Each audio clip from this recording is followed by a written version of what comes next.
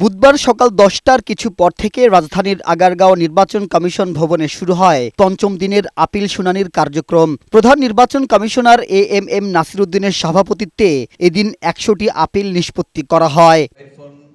পঞ্চম দিনে রিটার্নিং কর্মকর্তার সিদ্ধান্তের বিরুদ্ধে আপিল করে প্রার্থিতা ফেরত পেয়েছেন ৭৪ জন প্রার্থী, আর 18 জনের মনোনয়ন বাতিল রাখার সিদ্ধান্ত বহাল রাখে কমিশন। অপেক্ষমান রাখা হয়েছে 8 জনের আপিল শুনানি। আমরা চেক করে দেখলাম returning officer very unlawfully and illegally আমার প্রার্থিতা বাতিল করেছিল। আজকে আপিলের মাধ্যমে আমার সেই প্রার্থিতা ফেরত এসেছে।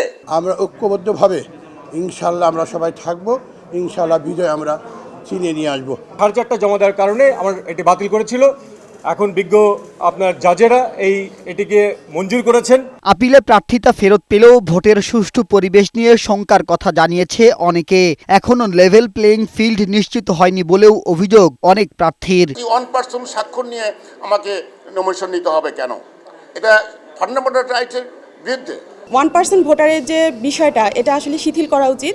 আজকে সে দুজন উপস্থিত হয়েছে, তারা হলফনামা দিয়েছে এবং আমারটা অ্যাকসেপ্ট হয়েছে। গেল 5 দিনের আপিলে বেশি মনোনয়নপত্র বৈধ হয়েছে স্বতন্ত্র প্রার্থীদের। এছাড়া বিএনপি, জামায়াত ও জাতীয় পার্টির বেশিরভাগ প্রার্থীর মনোনয়ন বৈধ ঘোষণা করেছে নির্বাচন কমিশন। বাংলাদেশের কমিউনিস্ট পার্টির প্রার্থীদেরকে কোনোভাবে হেনস্থ করার কোনো রাজনৈতিক ইন্ধন আছে কিনা আমরা খুব সতর্ক দৃষ্টি রাখছি। মবের কারণে এগুলা বাতিল করা হয়েছে এবং দলগতভাবে যদি বিবেচনা করেন, জাতীয় পার্টি দলগতভাবে সবচেয়ে বেশি প্রার্থী রিটার্নিং কর্মকর্তা কর্তৃক নামঞ্জুর হয়েছে, যেগুলা আজকে আপিলে মঞ্জুর হচ্ছে।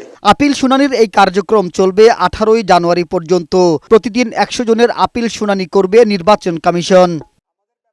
মাহবুব আজমি, বৈশাখী সংবাদ, ঢাকা।